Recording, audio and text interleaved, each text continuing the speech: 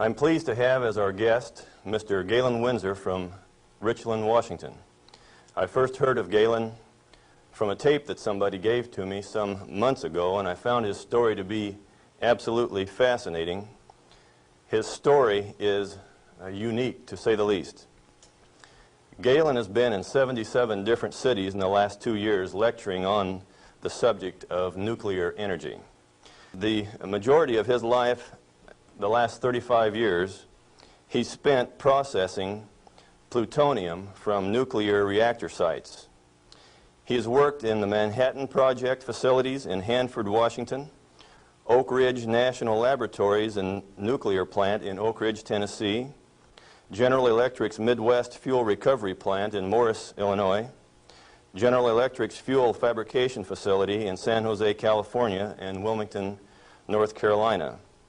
And he's worked in every major reactor decommissioning project around this nation up to this present time. His major work in these projects has been the analytical process inventory control, which means that he was responsible for measuring and controlling the nuclear fuel inventory for these projects. Galen Winsor has few peers in the world in this area of expertise. And those few peers admittedly know and agree with the things that you'll be hearing on this tape. However, except for 2 or 3 of these experts, they've all chosen to remain silent for reasons which they only know, leaving this man then the burden of leading this lonely battle of exposing what we call the nuclear scare scam. He's without question one of the world's foremost authorities in nuclear radiation measurement, and he's recognized by members of the Atomic Energy Commissions of all the major nations of the free world. Mr. Galen Winsor.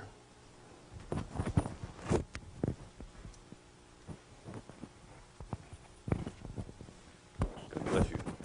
Thank you, Ben.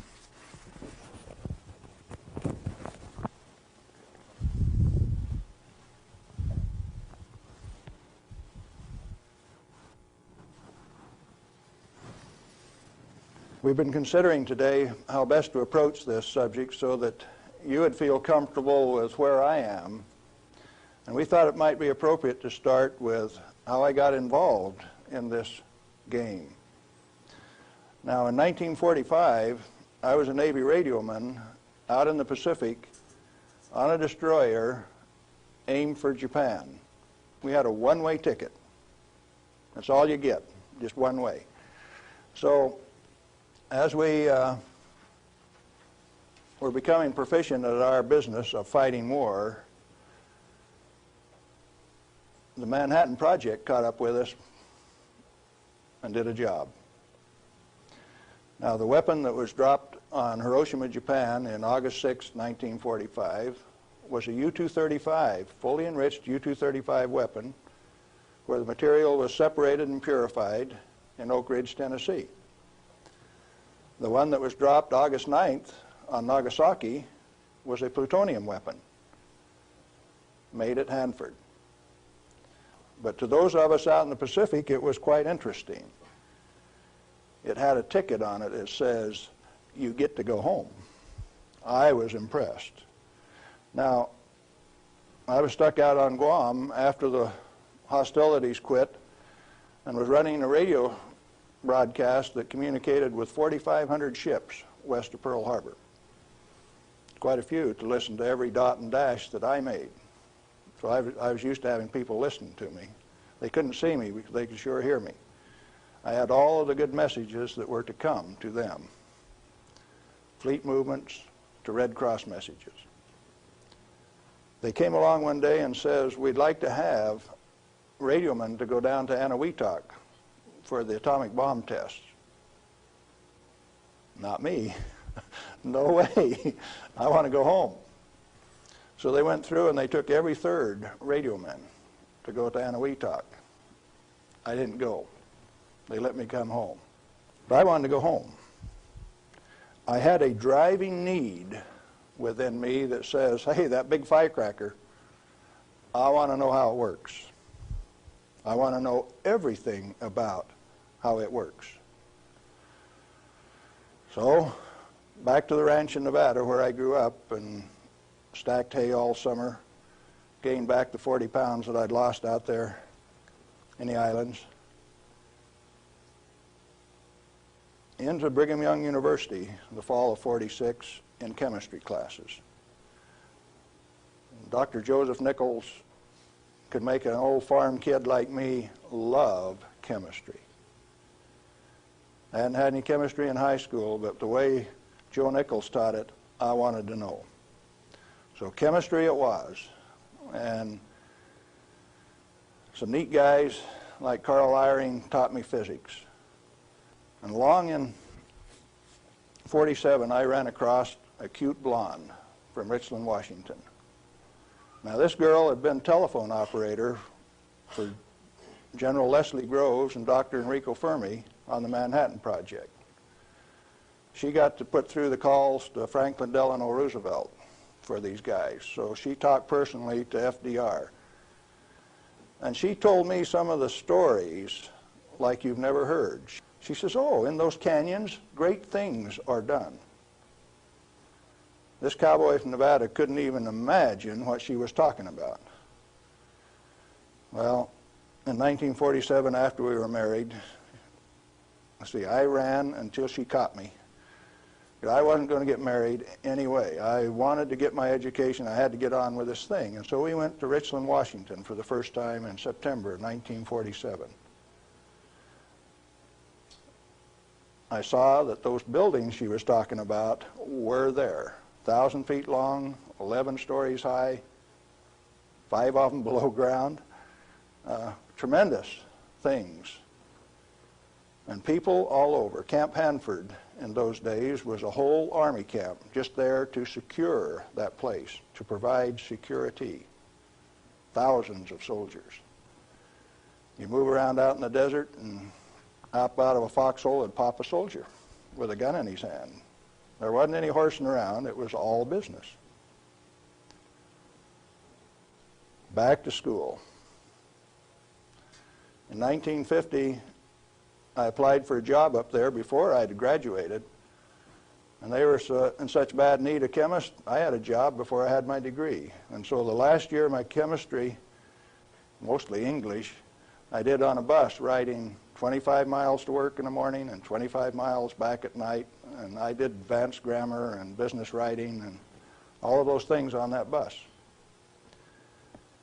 But in September 1950, I got into this thing called plutonium processing when we did it barehanded, without instruments, without coveralls.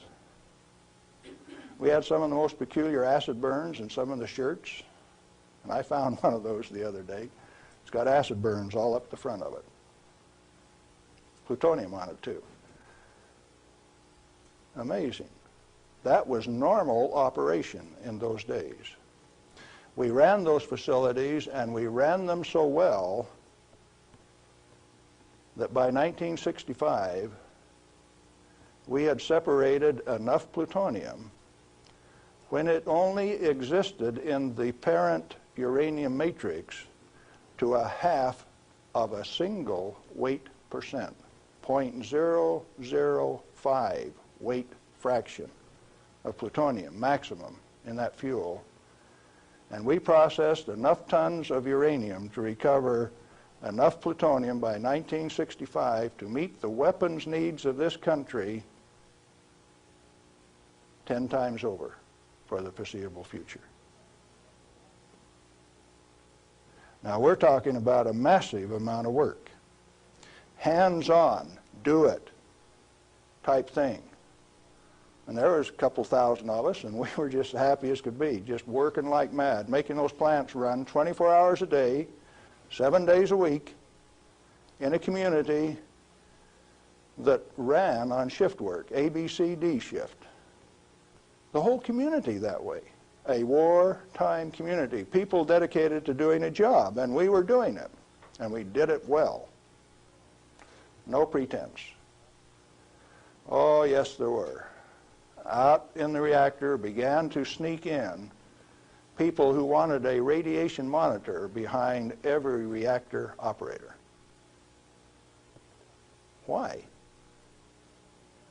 We know how to make these things run. When we got a metal fuel element stuck and it fell down on the trampoline back of the reactor, we'd go in with our feet and kick it off into the pool, smoking, burning. If you didn't have an instrument, you didn't know it was too hot, so you just went in and kicked it. Finally, along came a rule maker that says, thou shalt not do that. You'll get burned. Oh? I didn't get burned when I did it last week. But you exceeded the limit. Well, where did this limit come from? Turns out that in 1934, the International Commission on Radiation Protection fabricated a limit for X-rays. It was no longer permissible to be burned by them, erythema, reddening of the skin. You now had to keep a limit called 0.2 of an hour per day. How much is that?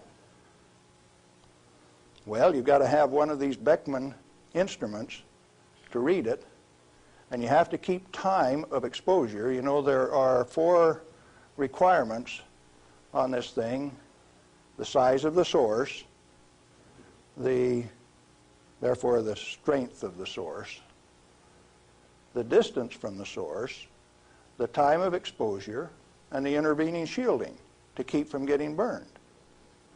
Oh, fine. We've been doing this thing for years now, and we've never been burned. Why have we got these rules? And they says, yours is not to ask questions, yours is to do and die. Don't you ask questions. If you do, you might disappear. Those who broke the rules didn't appear the next day. Military rule? Oh, yes. Absolute. What was your appeal? And people you were working with one day, when they weren't there the next day, you didn't go inquire why. You were just grateful you still had your work to do, and you kept right on doing it. Now, this is in the United States of America. Well, in 1960, we found out that the materials that we were working with, the thing that we called high-level waste, that if you waited 3 years, these million-gallon tanks that high-level waste went into boiled off 15,000 gallons of water a day. Fairly hot? Oh, yes. This material, that if it ever broke a line, would seal itself off in the ground within a foot, make its own glass. It wasn't going to go anyplace. We did that a time or two. Accidentally, of course. And so we started packaging this cesium-137 in casts in railroad cars like that and shipping it to Oak Ridge, Tennessee. And they'd take it out and make it into a barium titanate and press it into a pellet, and those things were so hot that they actually glowed in the dark from the infrared heat. Now, thermo-ionic conversions came along at this time, so you hooked these little heat sources up to thermionic converters and you took electricity out this side. No moving parts. These things went into the SNAP program.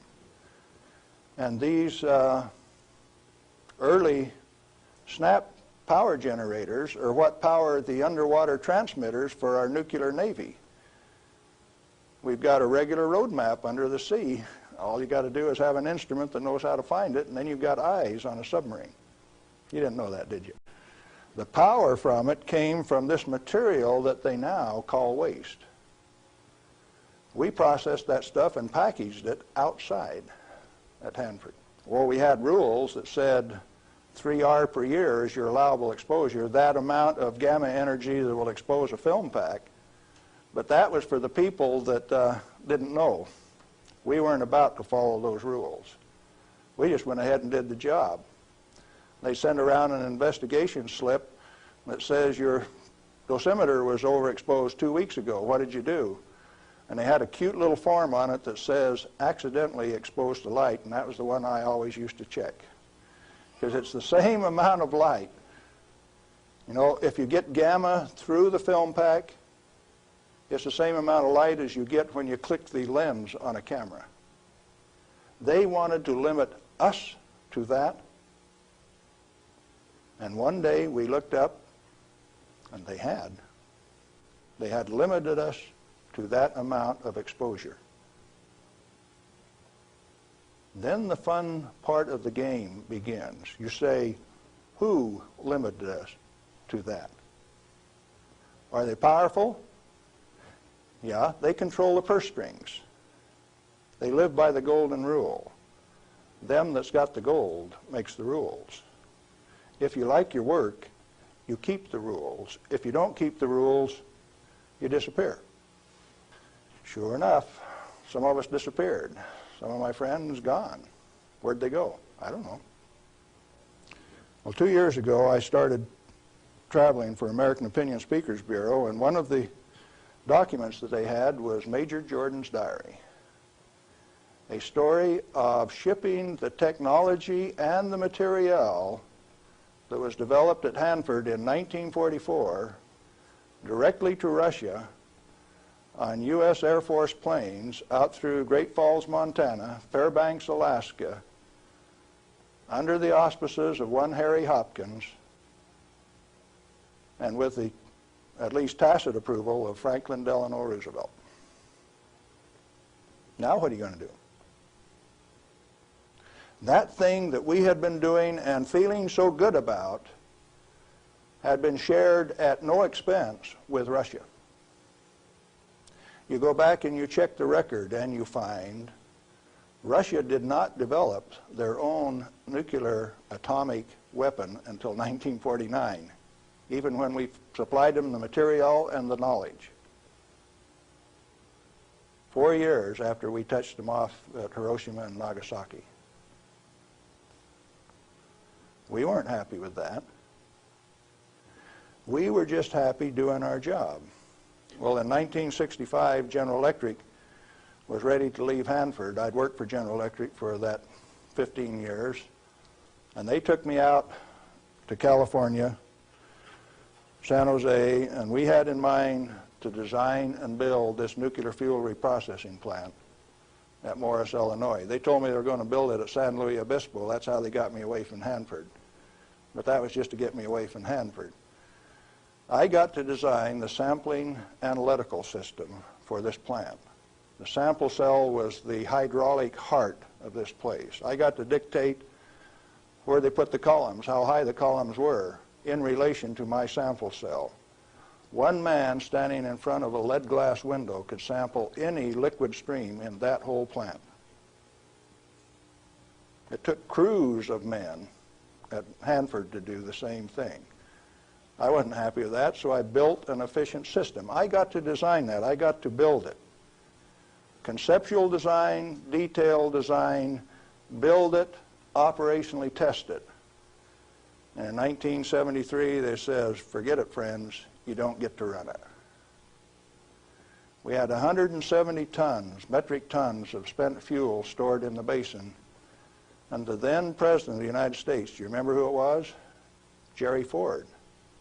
Says, friends, no way, you don't get to run it. That's when I started to kick over the traces.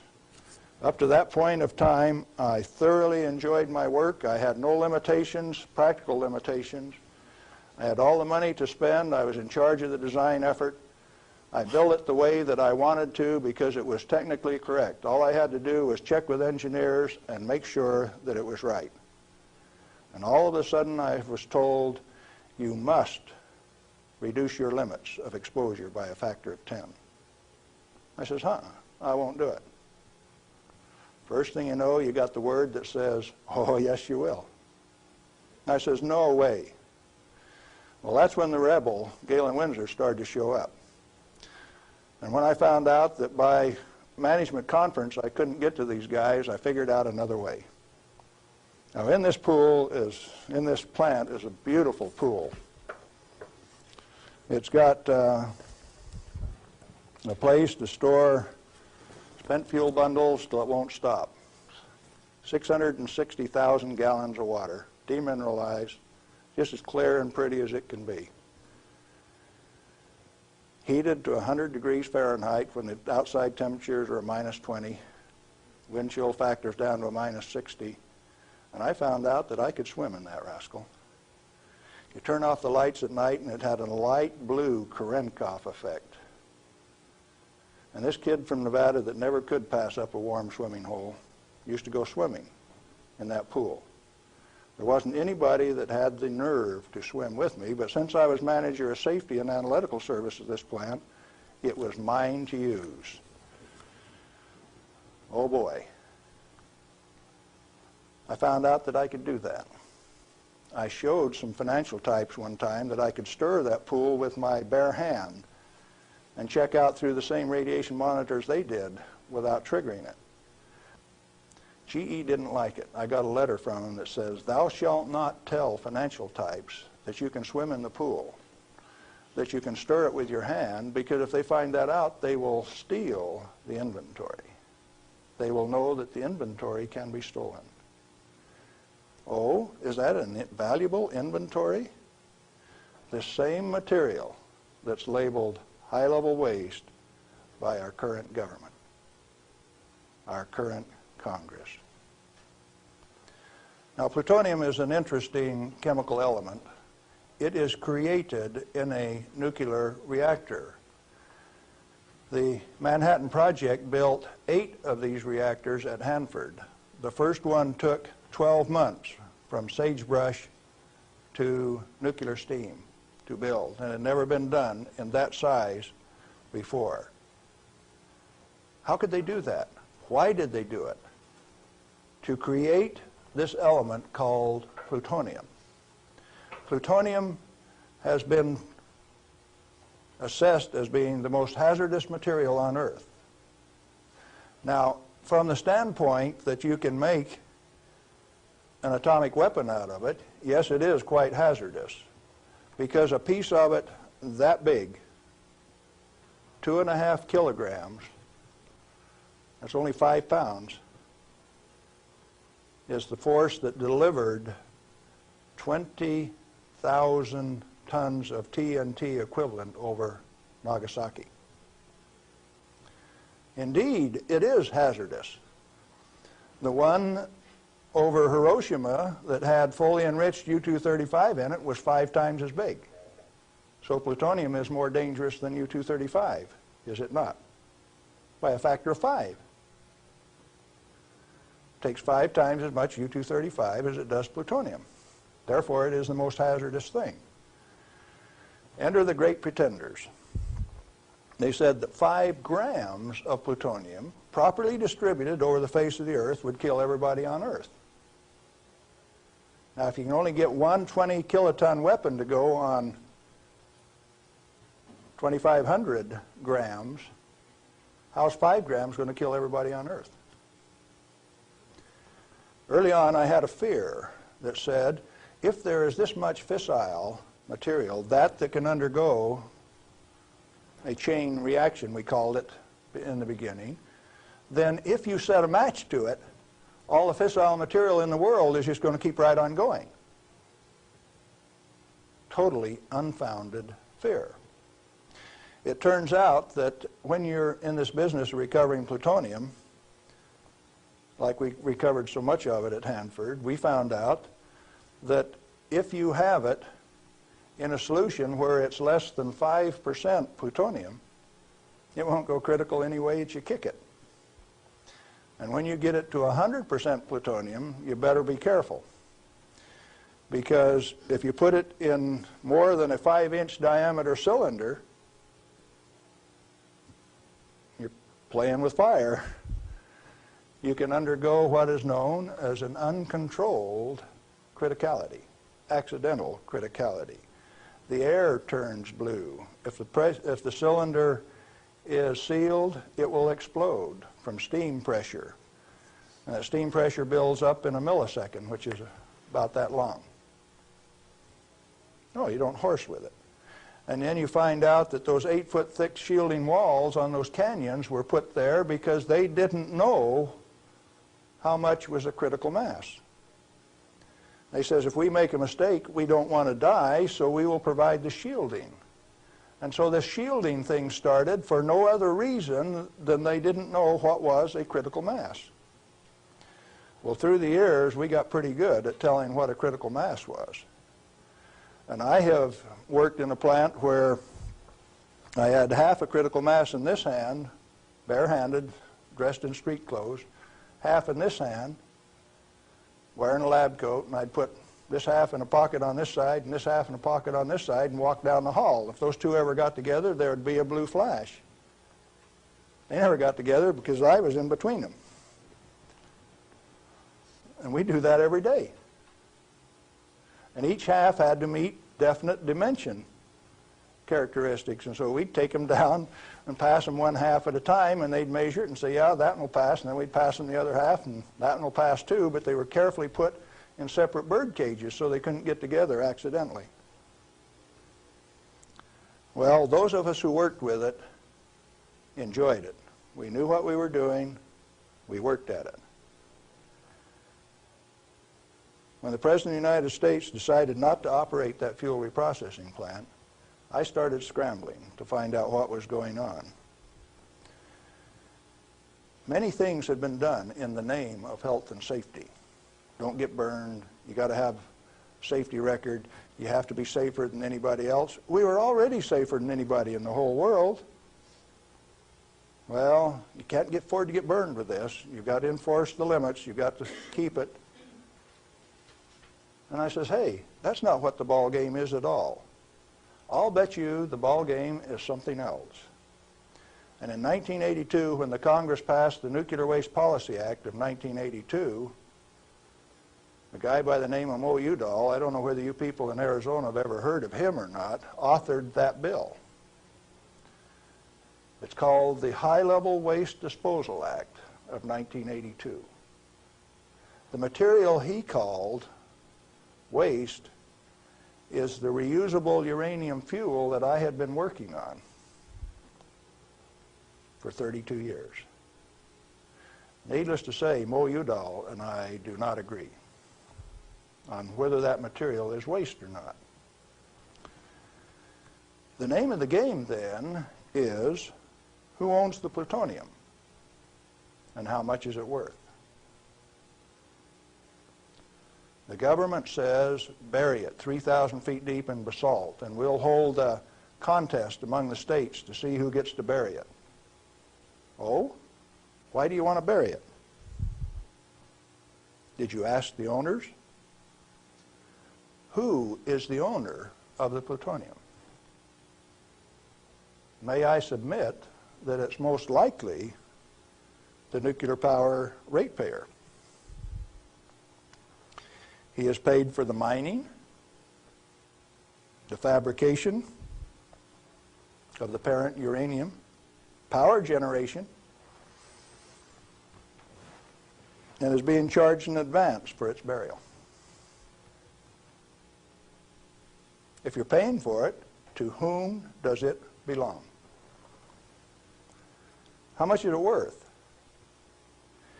In inflated dollars, a ton of reusable uranium fuel contains useful metal isotopes worth upwards of $10 million a ton. Mo Udall says it's high-level waste. The value of reusable uranium fuel scheduled for permanent disposal probably exceeds the national debt.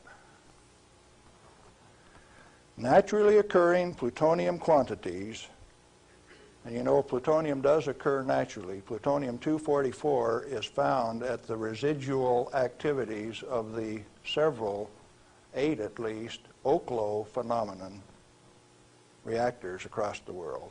First one found at Gabon, Africa. Naturally occurring plutonium quantities have been enhanced by transmutation of uranium. That's the reason we built reactors in the first place. Our ability to detect and measure emissions from these elements is useful in inventory control. When fissile elements, fissile isotopes, are present at less than 5 weight percent, plutonium-239 equivalent, and the heavy metal oxide matrix is stored dry in air, it has no critical mass.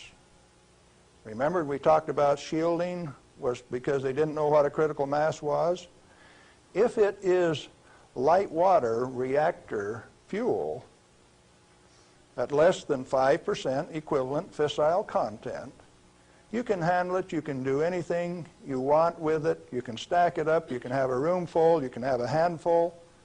As long as you keep it dry, it will not sustain a chain reaction.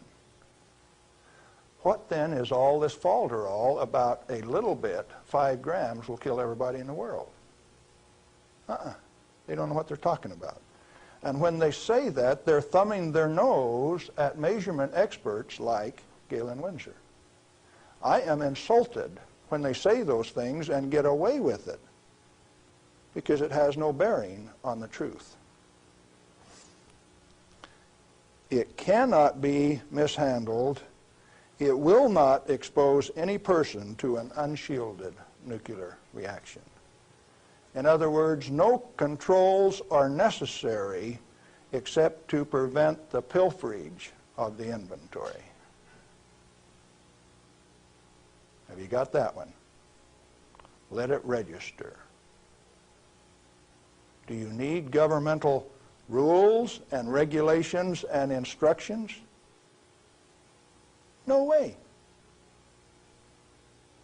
Then why do we have all of those rules?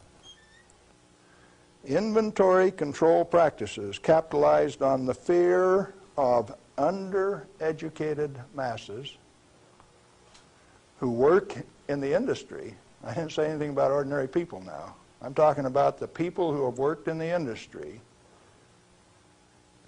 and those who cast stones from without. The Ralph Naders, the Jane Fondas.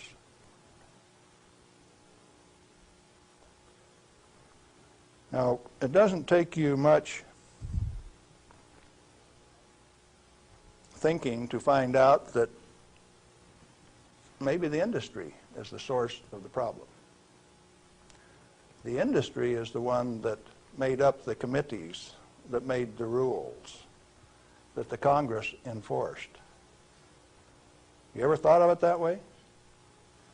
The strangest kind of feather bedding that's ever been dreamed up, it makes the railroad engineers look like pikers. The only amounts of fissile process materials that are of health concern to the handlers are those that can accidentally cause an unshielded nuclear chain reaction, or that will cause erythema from the shortest wavelength, highest frequency, and therefore the most easily shielded ultraviolet light emissions of the electromagnetic spectrum. Big words. Let's see what they mean. The emissions from uranium, plutonium, cesium, all of those things are only important if you assemble an amount that if you get this amount and this amount together, it can go critical. You can get a blue flash and therefore get burned. And that's happened 34 times in the business, and 8 men have died as a result of that. Accidental criticality. Documented in Los Alamos document 3611, if you want to check the source. Or if you've got enough of it together that it's giving off ultraviolet light of this particular wavelength and frequency without any intervening shielding, enough to burn you, sunburn you, erythema, reddening of the skin. If it's less than that, if the effect is less than that, then what is the problem? Excessive government regulation. That's what's the problem. Tritium. heavy water. Deuterium is hydrogen 2. Tritium is hydrogen 3. If you let an inventory get away from you, what's going to happen to it out in the biosphere? Nothing other than it will become diluted and join the naturally occurring inventory of tritium, because tritium is created in the upper atmosphere by sunlight. We have a natural inventory of tritium. Then the only thing that happens when you release tritium, which is the trigger mechanism for bombs, it's the source of the push that makes it go, is that you lost a valuable inventory. Then what of these people that are pretending that a little bit of tritium is going to do you in? It is not so. What are those 2 points? Only if it is an economically recoverable concentration, or if it has a natural reconcentration mechanism. You know, there isn't any one of the radioisotopes out there that has a meaningful level of reconcentration in any of the species, not even the oysters in the bays in Maryland, below Calvert Cliffs. Why then are we still playing this game that any amount of this material is of hazard? Reusable uranium fuel, which has been isotopically enhanced in power-producing reactors, is a valuable national resource, not a high-level waste. The utility operators recognize the future worth of this commodity. Mo Udall, in that Nuclear Waste Policy Act of 1982, imposed a tribute of $1 per kilowatt hour, $1 per megawatt hour on all electricity produced in a nuclear plant, so that they can research and develop methods to throw it away.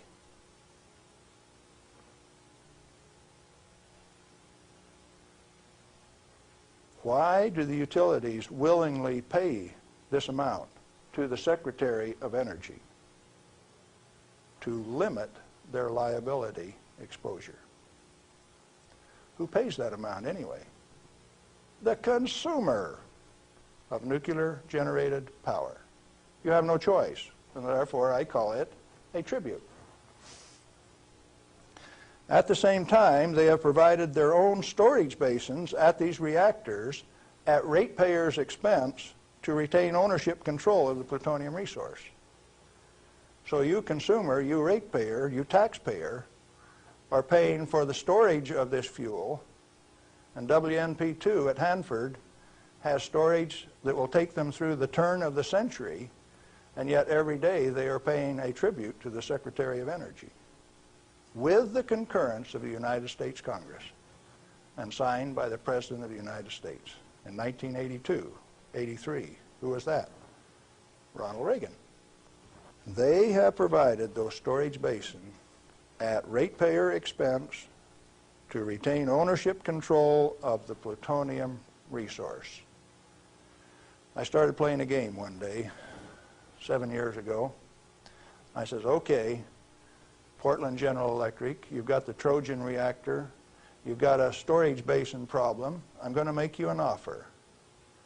I made them an offer that says, I will take all of your spent fuel, FOB your basin, if you will give it to me. In other words, I will take it off your hands at no expense to you. I will ship it, I will store it, I will do everything that needs to be done to that fuel. And you know what they told me? Can I quote them? Go to hell, Galen Winsor. We value it more valuable than platinum or gold. We're going to play the plutonium futures ourselves. Now, where did I learn that the name of the game is who owns the plutonium and how much is it worth? The first plutonium I saw was in a glass tube on the newsreel when I got back from the Pacific in 1946. And that they had in a glass test tube, they said, was worth $500,000. certainly they had less than 5 grams of plutonium in that tube. That's pretty expensive stuff. And so for the show, they put a pot underneath it in case they dropped it. They said, we don't want to have to pick it up out of the rug.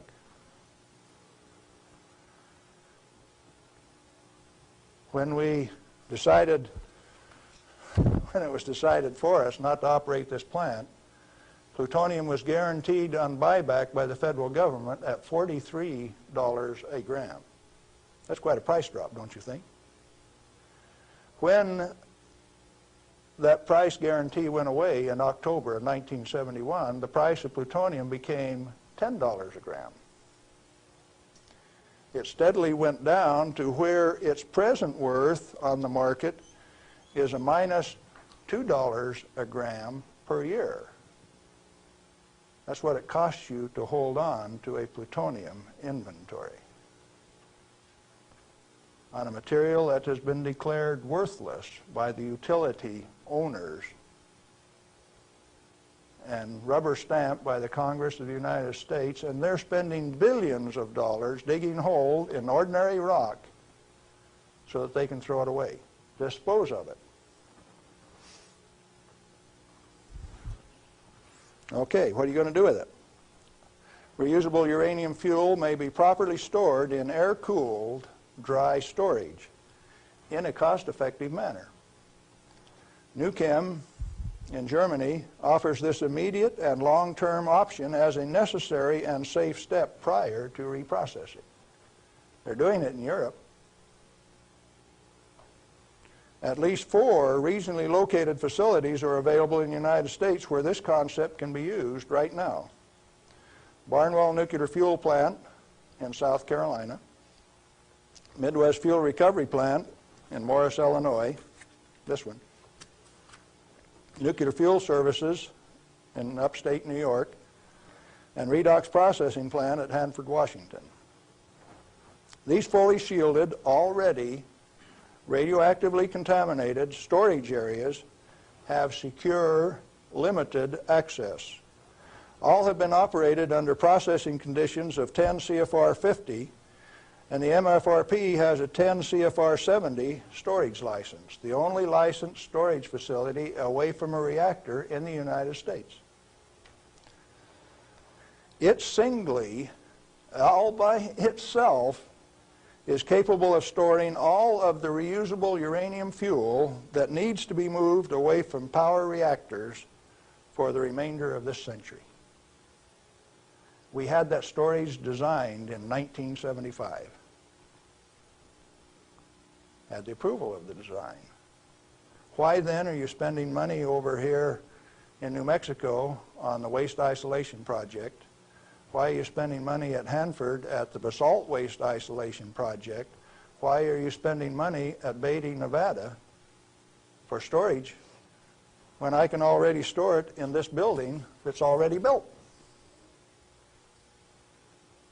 I just named you 3 others that can do the job all by themselves too, and I know where there's 14 more buildings that can do it. What are we going to do? Redox and other excess facilities at Hanford are capable of dry storing all commercial REF until plutonium recycle, at least through 5% enrichment, is reestablished, or until the 22nd century, whichever comes first. RUF can be cost-effectively stored in existing facilities.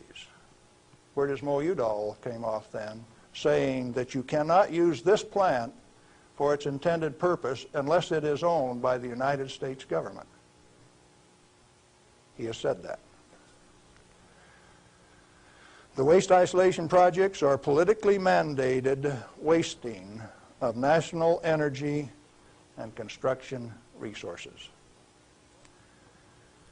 Plutonium proliferation by diversion of stored reusable uranium fuel is of minor importance compared to global availability of fully enriched uranium by laser isotopic separation. Let me explain that last thing that I said. Jimmy Carter said you can't ship plutonium to India but in the same paragraph said you may ship them fully enriched uranium. Oh, Jimmy Carter, that peanut brain, what did he just say? He says that when the Israelis took out the reactor in Iraq, they had fully enriched uranium from France, and they says those rascals, those Iraqis, are going to take that fully enriched uranium, put it in that reactor, irradiate it to plutonium, and therefore have to recover the plutonium in a plant like this, and we stopped them when the fully enriched uranium makes a better weapon than the plutonium in the first place. Now, when the President of the United States says things like that, and when the press gives it credibility, I get insulted. And right after I get insulted, I get angry. And I've been angry for quite a while now. And finally, one day, I said, my own personal security is not important. I think I'll go tell this tale. All I want is to tell my story. The commodity that I communicate is called truth. And so then I ask you a question, a very brief, pointed question. Who owns the plutonium, and how much is it worth? And then I'm going to attach on to that a question I want you to think about till we talk again. If you haven't been burned by this particular source of radiation, what is your problem? You obviously have one. Otherwise, you would join with me in telling the truth about this particular commodity. And so yes, I'm recruiting helpers. What happened to the guys who taught me the business? Thousands of them. The hands-on business. Where are they? They're still there. Why don't they talk? Who are the they that say this is the way the business is going to be run, whether it makes sense or not? Brings you the nuclear scare scam with Galen Winsor. We're back with Galen Winsor, and we're talking about the nuclear scare scam. Galen, it seems to me that from what I've heard you say that the scaring of the people is better than a lock and key to keep this stuff out of the hands of those who might be interested in investigating and keeping this valuable material hidden for just an elite few. This is probably the way that it works best. And so then the secret was to keep from letting other people know that it could be handled, because first of all, we weren't accepted by the community, and the materials that we were working with, they feared, but there were certain few people that realized its real worth, its potential to be used in ways other than to support our national defense. Let me ask you a question, Galen. Are you worried about do you have reason to be worried about your personal safety? Because the kind of people that you're describing here are powerful people. I wonder, you're still around. I wonder how much longer we can expect you to be in this game. Well, on the 13th of December last year, the NRC, Nuclear Regulatory Commission, Region 5, turned out a federal SWAT team to get me on a federal warrant issued by Bob Thomas out of Walnut Creek, California. It was kind of funny in a way. They turned out this federal SWAT team at Hanford, and they had my picture, and alongside it says, "This is an irrational individual. He poses a threat to our security. Take him at any cost." Now, the reason that I'm still here only has one logical conclusion. I have lots of help. Well, you've told us about how that you and others of your friends and colleagues have handled many times this so-called deadly nuclear energy material that the whole world is so scared of. Why weren't you afraid of it? Because we did silly things like recover some of the undissolved fuel elements out of the redox dissolver that burned a hole in it. And we went in and sampled these things by remote process. We got it out into our hands and found out that we could walk around the lab with them barehanded and they wouldn't hurt us. And we were standing there in the lab tossing them back and forth. Uranium metal that wouldn't dissolve in the boiling nitric acid. Well, if you find out that you can play with it, and it was only 90 days since that thing came out of the reactor and it doesn't burn you, why should you be afraid of it? So in other words, you're telling me that you learned to not be afraid of it because of practical use and application and hands-on experience. Hands-on. We might even been playing games. Okay, you say that you swam in this water that was straight from spent fuel used to cool that fuel, and Yes. you swam in it. Yep. You told me earlier that you went a little bit beyond that. Would you share a little bit of that story? Well, swimming in it didn't have the desired effect. So I decided I had to be more direct with these people that were giving me trouble. They're kind of hard to teach, so I went to drinking a glass of it a day. I had the bottle of it. Last time I went swimming, why I filled this 2-liter bottle with water and washed it off on the outside in the shower when I washed me off on the outside so that we didn't tattletale. You know, radioactive material is just a trace or a tattletale. So you got to get it off so they won't know that you've been swimming in the pool and drinking the water. So I took this bottle in and set it on my desk. And who would suspect that the manager of safety and analytical service had a bottle of spent fuel pool water sitting on his desk, and he drank a glass of it every day. And this was unheard of. Nobody ever did that crazy stunt before. How has that affected you, Galen? Well, as near as I can tell, it made me about 6'4" in my cowboy boots, 210 pounds, and really quite a nice fellow. All right. What then happened as a result of your doing this strange experiment on your desk with this water? What was the result? Can corporations have a heart attack?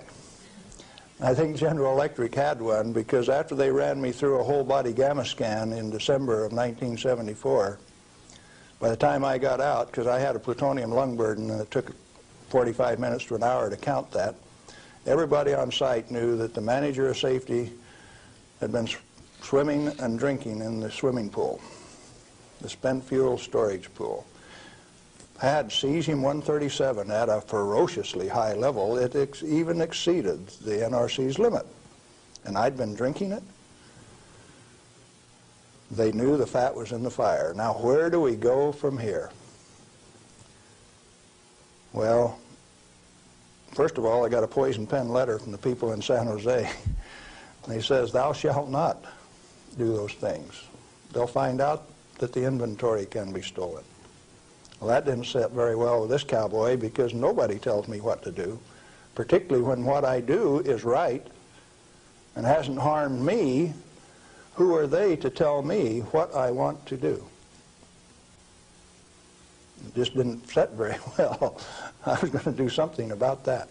What was your motive in this? Correct information. As an expert in the measuring system, why, it was very obvious that I knew the parameters of inventory control, the disintegration rate of each of these isotopes, how to measure them. That's how we regulated our inventory. And to have these rascals come along and start playing games with the information that I was very expert in, that I had designed the analytical system for this plant around, disturbed me a little bit. No, it made me fighting mad, and I got angry. And I have to admit, in retrospect, that for the next 5, 6 years, I was more than angry. I was hard to live with. Just ask my wife. Well, in your estimation, then, how dangerous is a nuclear reactor plant? A nuclear reactor plant is just a way to boil water that's the cleanest, neatest, most economical way to boil water that you've ever seen. And so, in my estimation, nuclear reactors ought to be insured under the same insurance policy as any other steam boiler plant, power generating plant. And to have special consideration under the Price-Anderson Act means that the insurance industry has already paid off the Congress so that they can have a ripoff, charging ever in higher and higher insurance premiums, total coverage much, much greater for a non-existent risk. What a racket. Can a nuclear plant explode? Only like any other steam plant. Like Laughlin, Nevada had a steam explosion. It's a coal-fired plant, but 6 men were killed there last year. That could happen at a nuclear plant, but as far as an atomic explosion, good heavens, no. No way. What kind of accidents can actually happen at a nuclear reactor generator plant? You could lose your moderator and the reactor would shut down, the control rods would stick in and you wouldn't be able to start it up. You might do several things that would invalidate some of the safety controls. For instance, an emergency core cooling system. The only reason they put ECCS on a reactor is to destroy it. When you start these big babies up, because they're so big, you only warm them up 50 degrees an hour. And they say, we got an emergency, throw the emergency core cooling system on like they did at 3 Mile Island 2, and you're going to thermally shock that big machine and ruin it so it can never be used again. Let's talk about 3 Mile Island.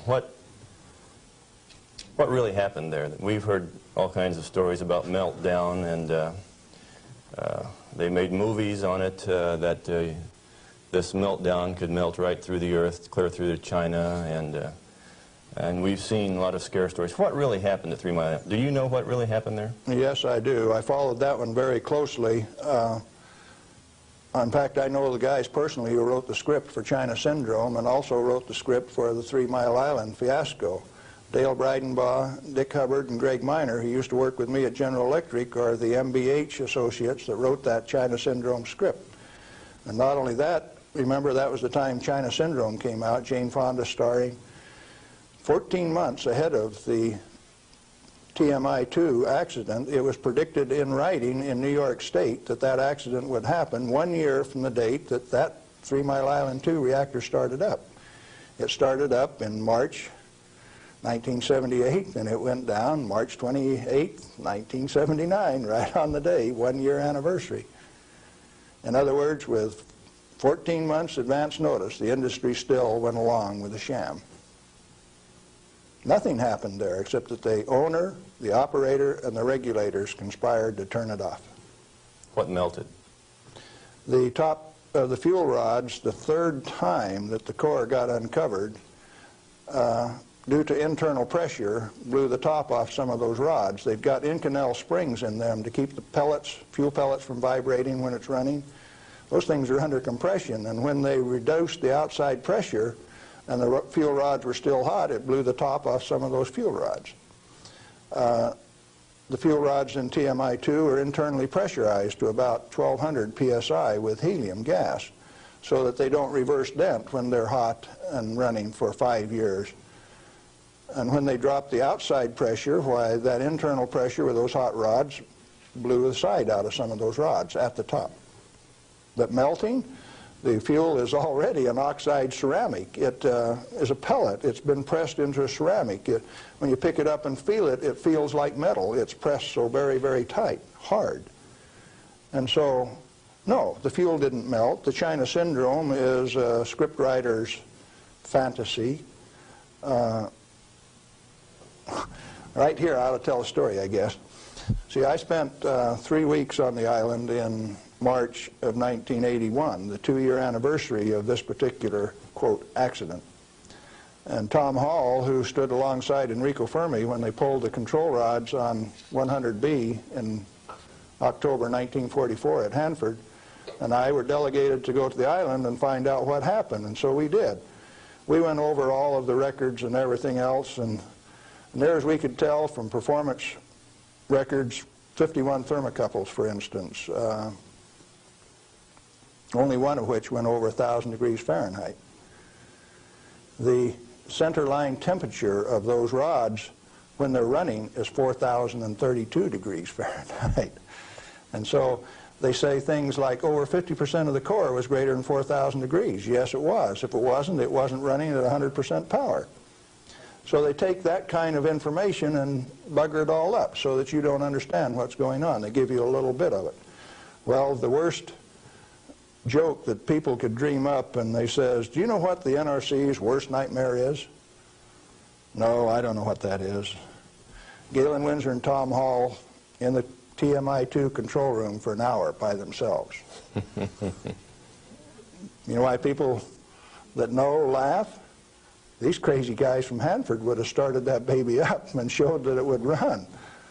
We'd have started it up, and they were afraid of us. So there was no accident at 3 Mile Island? No, they did it on purpose.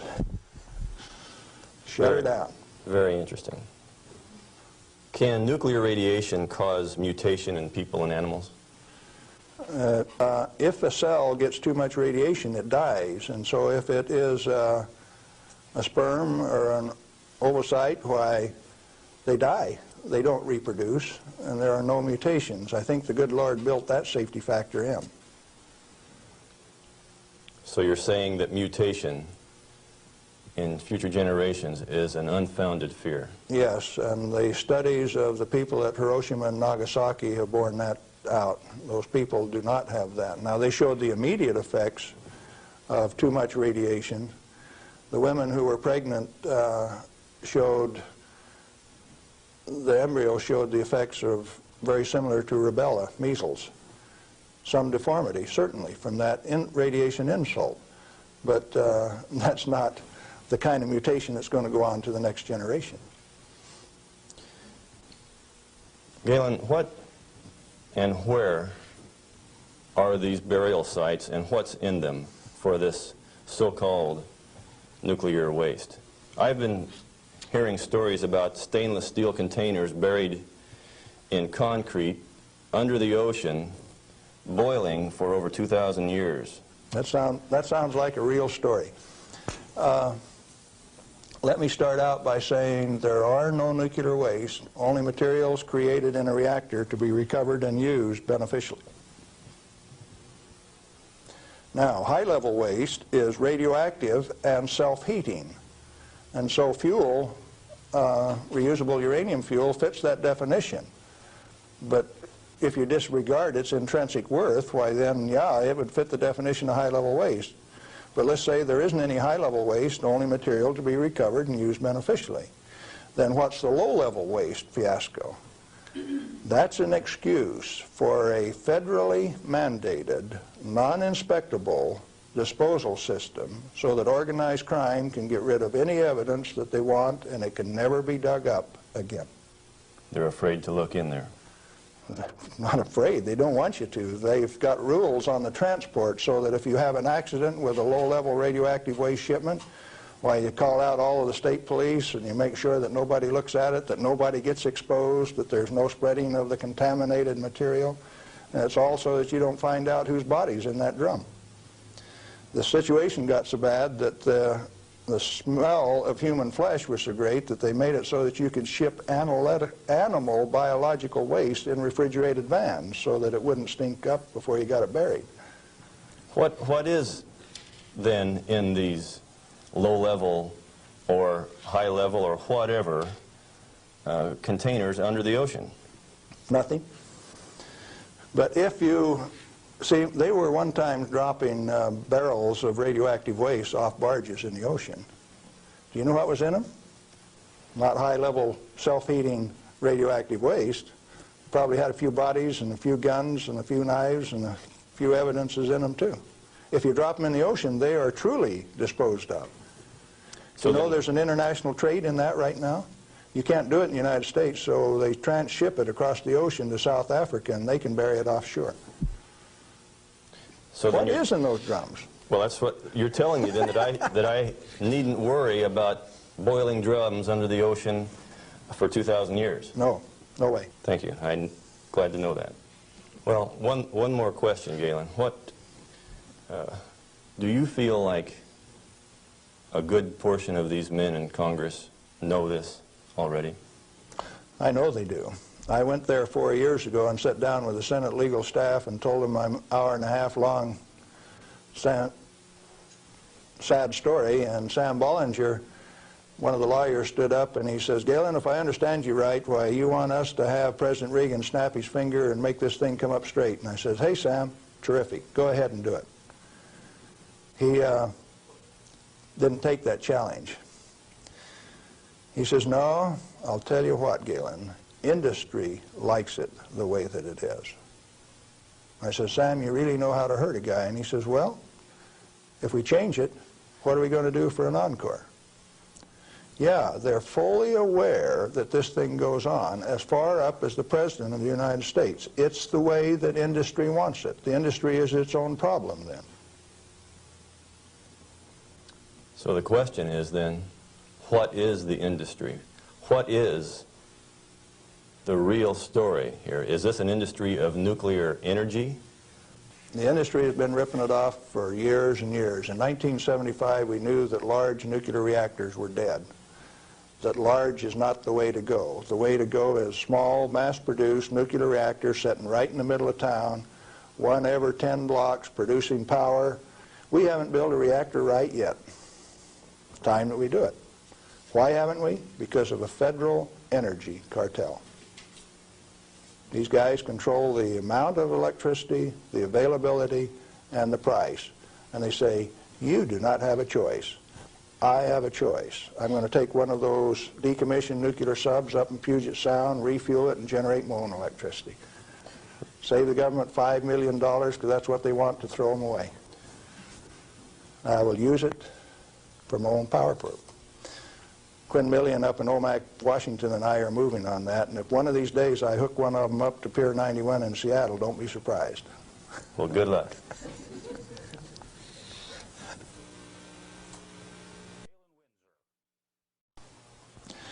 I'm Galen Winsor, and I thought I'd share a few hands-on practical things that have to do with this nuclear scare scam.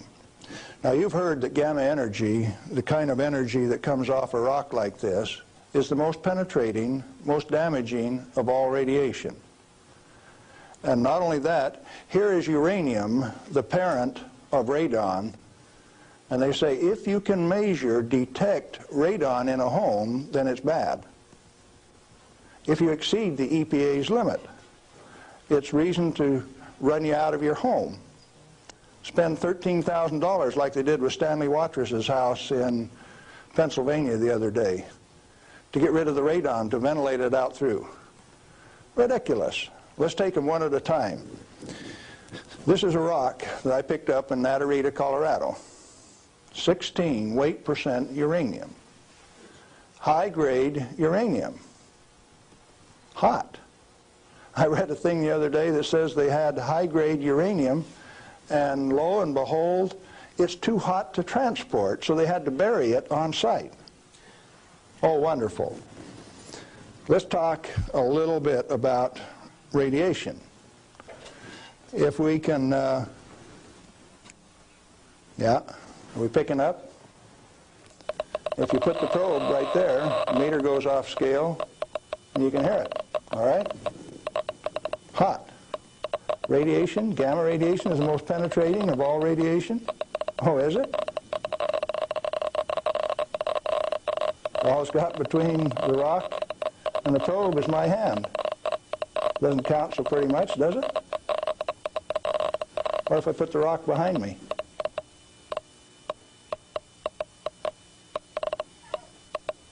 You don't suppose they've been lying to you, do you? I suspect they have. Well, let's do a little bit more. I got a black bottle. This stuff comes in white bottle. A bottle of no-dose.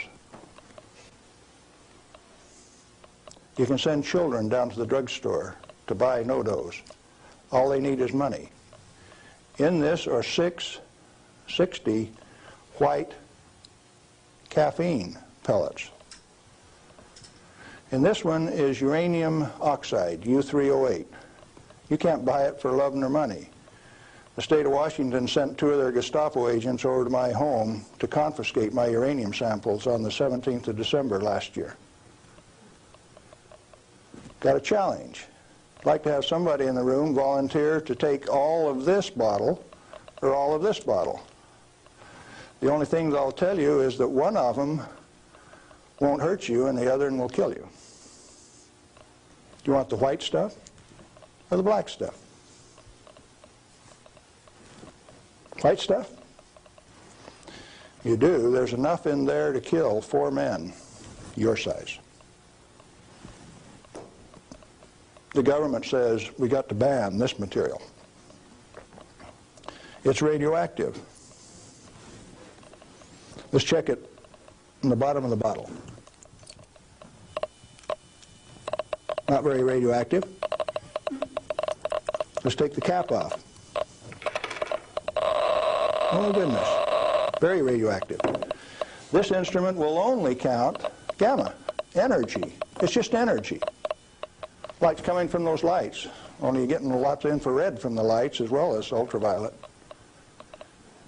Energy response, and it's very carefully damped to only discriminated so it only gets the energy that comes from this. I don't want it to respond to a light, just to this. Cost me $1,000 to get an instrument that will just respond to this and not to that. This is radioactive by any definition. Radioactive material giving off radiation that is read by an instrument like this. The daughter of this, radon, cannot be read on this instrument because it gives off alpha particles. An alpha particle is a dye-positive particle that comes from the nucleus. It has 2 protons and 2 neutrons, therefore an atomic weight of 4, and it's minus 2 electrons. And if you grab it with a high ionization potential counter, it'll count. But if it travels 2 inches in air or through a piece of paper, it picks up 2 electrons, 2 beta particles, if you will, and becomes helium gas, and it won't count on an ionization chamber. Did you know that this thing right here is giving off helium gas? Alpha comes from uranium. Okay, radioactive material. You pour it out in the hand, and that's radioactive contamination. Is it radioactive? Yeah, it is. Very radioactive. Now, decontamination is nothing but scooping it back up and putting it into the bottle. I just now decontaminated my hand. No, I didn't do such a good job.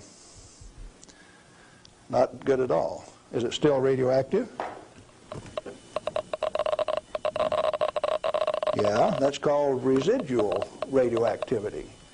Now, under the decontamination rules of the government, when you decontaminate somebody like this that's that contaminated, and this is certainly a reportable incident under current DOE regulations, when you decontaminate him, it has to go down a controlled drain so that you don't disperse radioactivity. Do I qualify as a controlled drain?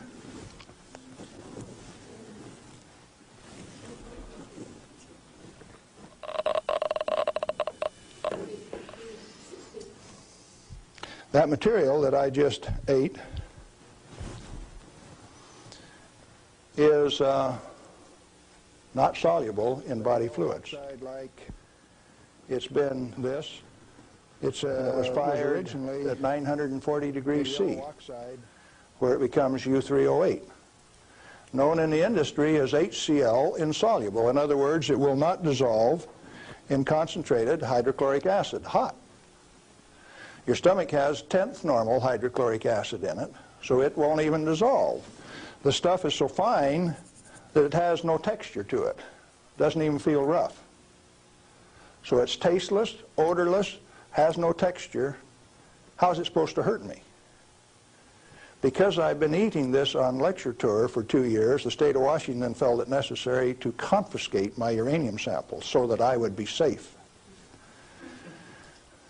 Dr. Fulton from the Hanford Environmental Health Foundation called up and he says, "Hey, I heard one of your guys OD'd on uranium today, Galen." And we talked for a little while and he says, "Oh, that was you." And I says, "Listen, I can eat all that stuff I want." He says, "It'll ruin your kidneys." "How are your kidneys?" "They're fine." "Well, you should have been chelated within 4 hours. And I mean, you guys are going to follow me around the country and give me chelating agents every 4 hours after I eat it on lecture tour?" He says, we'll give you any medical assistance that you need, Galen. We don't want anything to happen to you. I said, did that include turning out the federal SWAT team 4 days ago to get me? Where are these guys coming from? Well, here's a piece of metal. Density of 19.0. If you know your chemistry and physics, you know that there are only two metals that have that density: plutonium and uranium. Radioactive, pyrophoric, density of 19. Outside of a laboratory, most of you can't tell me whether this is uranium, plutonium, or a mixture of the two. Now, I said that it's heavy, and it is. Let's see if it's radioactive. Yeah, it is.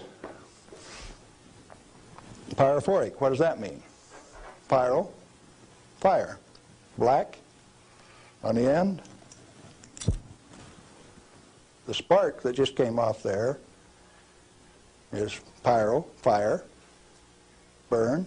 If it's plutonium, I just contaminated this area of Arizona in excess of the EPA's limit for 1 square mile of surface.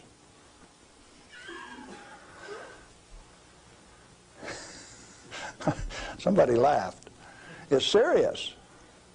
The end of progress altogether says that I just contaminated you in excess of the limit for 1 square mile.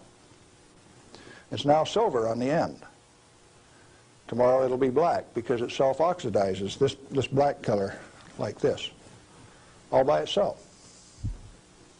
Plutonium does that and uranium does that. Is it hazardous?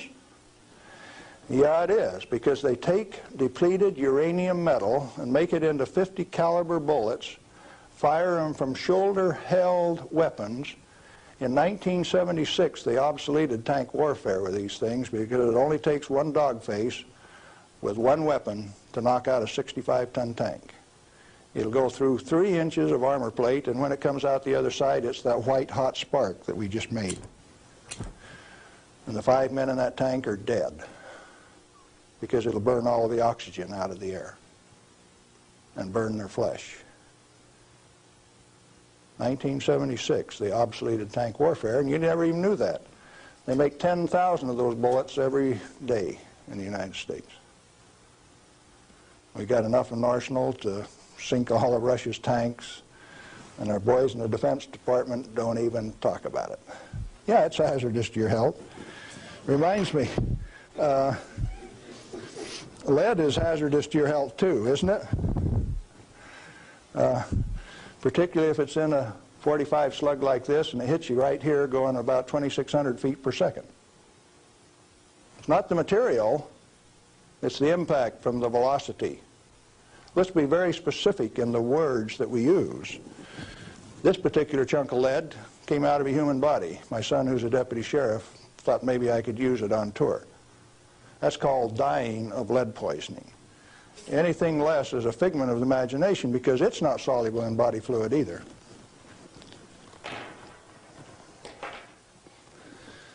This is a pellet of cobalt-59.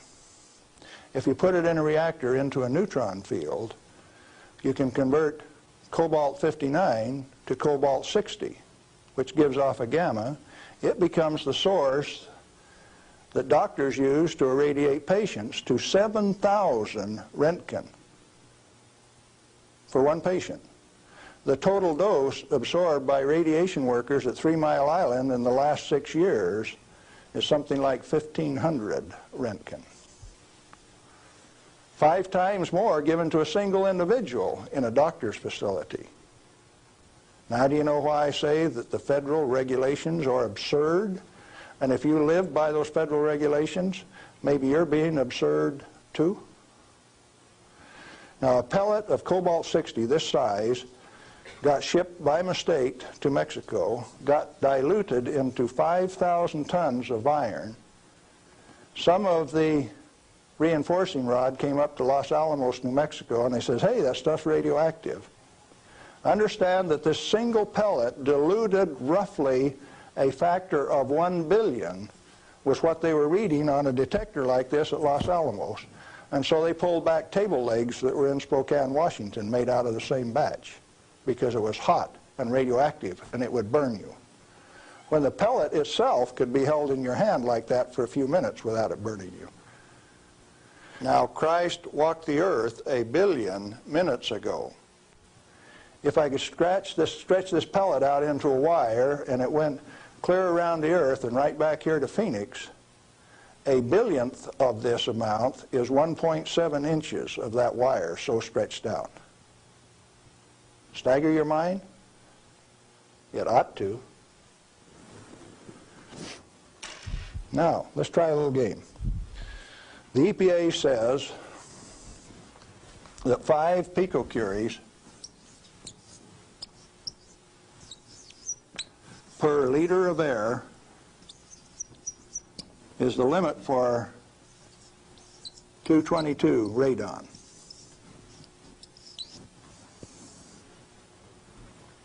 And they handle that like it's a real number.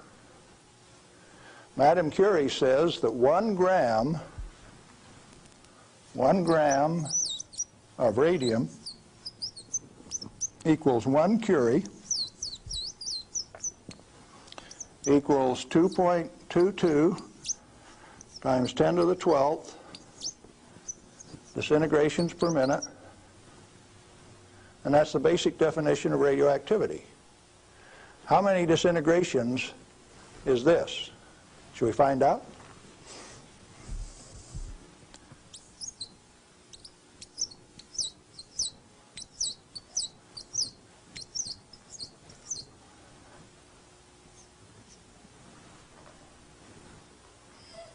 And the EPA, in its wisdom, says that 11 disintegrations per minute from 1 liter of air, you have exceeded the limit. You know what I did the other day? I've been having a little tough with some legal authorities up in my house. So I took one of these bottles of uranium like this, and I dissolved it in an Erlenmeyer flask with nitric acid. And I got a crack in the basement floor, and I squirted that whole bottle into that crack on the basement floor in acid solution so that it'll drive that counter off 3rd scale any place along a 10-foot section of that crack that I put. When they bring the radon measurement in there, you know what the radon's going to do? It's going to go off scale in their measurement. It won't go that high. If Watrous' house with 17 times this limit in it was caused to spend $13,000 and give it national TV coverage, press coverage, think what Galen Winsor's house is like. I went to the trouble to notify my congressman about it. Mike Lawrence, the manager of the Department of Energy in the Pacific Northwest, my state representative, Ray Isaacson, and a few other astute people, including the banker and the lawyers and the appeal court. What are they going to do with that? I set them up on that last Thursday, and I come down to Phoenix, so I escaped the falderall. What I'm saying to you is that the federal regulations are absurd. The congressman that put them into place ought to be fired. They ought to be sent home. The regulators, what do you do with them? Quit paying them. The taxpayer, the electorate, elects those people to go out and do a job. Why do you continue to pay them when they're teaching you baloney? When they're putting in regulations that don't make any sense? Cut it out.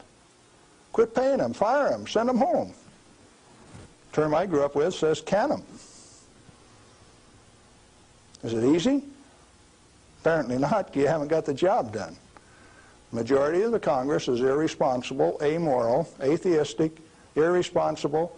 Let's see, how many more adjectives can I drum up? But that many. Let me tell you. We as the people sent a bunch of rascals out to the energy store with a signed blank check. And we say, hey fellows, if you run out of money, just go build us a good power plant. If you run out of money, come back and we'll give you another signed blank check and guarantee the payment out of the ratepayer's pocket. Tennessee Valley Authority has the most nuclear reactors of any outfit in the place. Not one of them has produced any power since last August. Browns Ferry 1, 2, and 3 in Mississippi hasn't produced any power since last March. And they don't plan on producing any power at Browns Ferry until mid-year in '86. At $1 million a day in lost power revenue per plant, and held off in the name of health and safety? Now tell me we didn't send rascals out to the energy marketplace with a signed blank check. They're still getting paid. Those reactors are all fully fueled, fully staffed, and just sitting there. Who's getting taken? The ratepayer. You're still paying more and more for your electricity all of the time. Now, Bonneville Power Administration says that 57% availability is okay for a nuclear reactor. Maine Yankee is often run at 103% availability, which means it's running over nameplate rating. Enough days out of the year that its average availability is 100%. Bonneville Power Administration of the Department of Energy says that 57% availability is okay. That means that you can let those things set down 43% of the year, and that's judged as an acceptable performance on the part of the government. There's an obvious answer. Get the government out of the energy regulating business. Turn those plants over to people who will run them efficiently 100% of the time. When we put in zero-release containment, we started playing games. About the time that we proved that a nuclear reactor has no measurable impact upon the environment, that's when they bottled them up, put catalytic recombiners on them. Some of the reactors in Texas were designed not to breathe for 8 years at great expense. Why? When you bottle up a reactor like TMI-2 does, then you get radiolytic hydrogen, and indeed they had a radiolytic hydrogen burn at TMI-2. And they moan and they groan about that, and all they had to do was open up the windows and let the breezes blow through. You don't need containment on them. I'm going up to Colorado this weekend to meet with the Uranium Producers Association. And they're upset because the government is dumping uranium on the market and raising the price of the commodity that they get their bread and butter from. But what they're totally unaware of is that the Grand Junction Operation Office is going to issue a contract so that the new operator has a $25 million budget over the next 5 years, 80% of which will be spent for remedial action. Where you take this material, dig it up, if you find it counts on a Geiger counter, you can have them come in and change out the whole front yard of your house, give you a new front yard, new foundation under your house at government expense. If you don't do it, they'll take you down to the courthouse, blacklist your property, so that you have to remove the radioactivity at your own expense before it can be sold. Now, do you know what I did when I took that uranium solution and poured it into the crack in my house? I set up the United States government, and that episode is about to be played. Did I do it on purpose? Yeah, I did, just like I used to dive into that swimming pool and drink that cesium-contaminated water. I found out that it doesn't hurt me.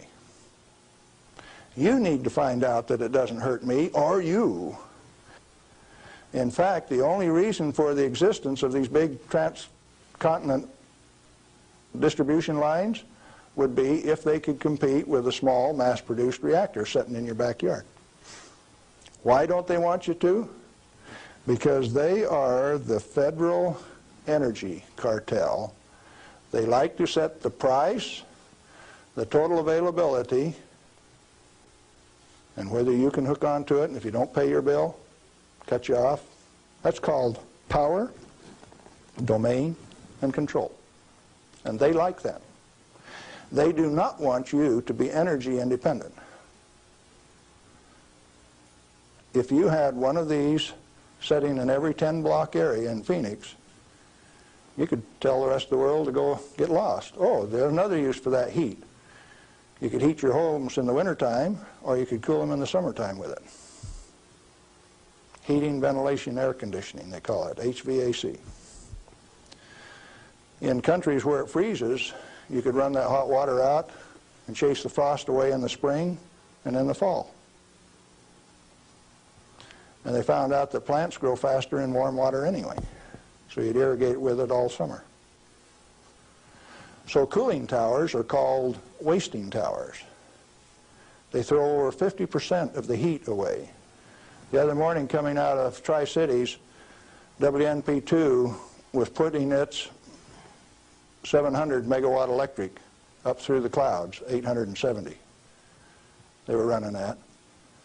And the clouds were laying all over the ground, and there was a little ice cream cone right out there, and I said, there's WNP2. It snows 5 inches every night out of WNP2, and the rest of us don't get any. Where'd the water come from? That's cooling the heat from the condenser cooler. You should have a business right out there, an oil cracking plant, something taking that heat and using it, like they built at Midland, Michigan 10 years ago and they've never used. And so Dow Chemical is suing the utility because they never produced the steam for their chemical plant right alongside it. We got troubles in this country. I'm telling you what the problem is. Doing something about it, responsibility is yours.